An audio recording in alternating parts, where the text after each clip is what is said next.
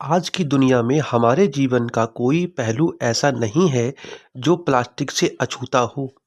Copy किताब, pen pencil, स्कूली बस्ते, लंच बॉक्स से लेकर चाय के कप और कृत्रिम गहने तक हर चीज में प्लास्टिक का इस्तेमाल हो रहा है।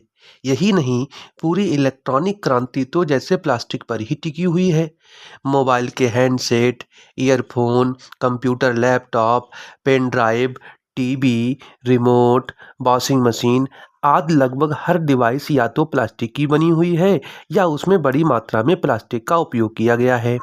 हमारी दिनचर्या में सुबह से शाम तक प्लास्टिक निर्मित इतनी चीज़ें शामिल रहती हैं कि अगर किसी रोज़ उनका प्लास्टिक निकाल दिया जाए तो शायद दुनिया अधूरी लगने लगे।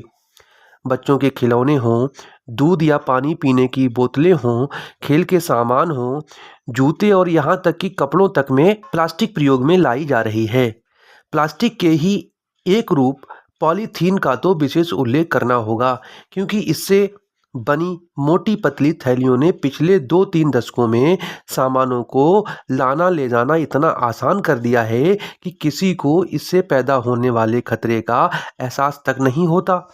बेहद नाजुक पतली सी पॉलीथीन की थैली में कैसे 5 से 10 किलो आटा समा जाता है, गर्म चाय और ठंडी लस्सी टिक जाती है और फिर भी उसका बाल बांका नहीं होता।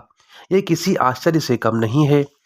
पर यही थैलियाँ कूड़े में फेंके जाने के बाद जब नालियों को जाम करती हैं, गायों से लेकर जंगल के शेरों के पेट में पाई जाती हैं, बरसों बाद भी सड़ती गलती नहीं है, तो सवाल उठता है कि आखिर कोई इन्हें खत्म क्यों नहीं करता। साफ तौर पर प्लास्टिक के दो पक्ष हैं।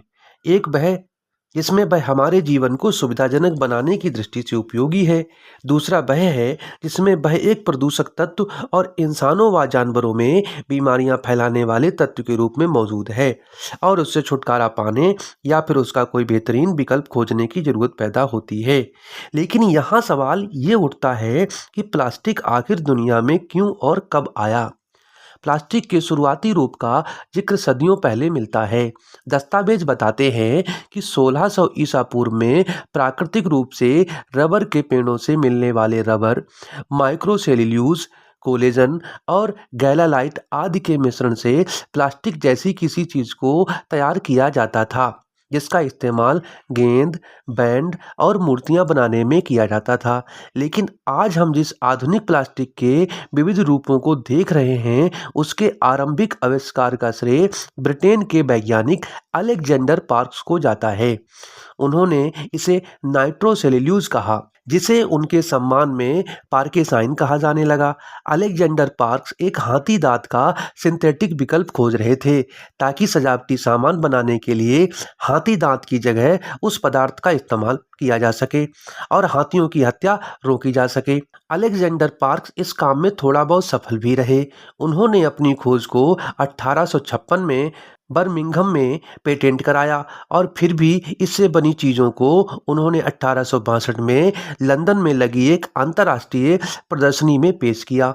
इसके लिए उन्हें एक कांस्य पदक देकर सम्मानित भी किया गया। लेकिन प्लास्टिक की एक किस्म इतनी लचीली नहीं थी कि उसे मनचाहा आकार दिया जा सके।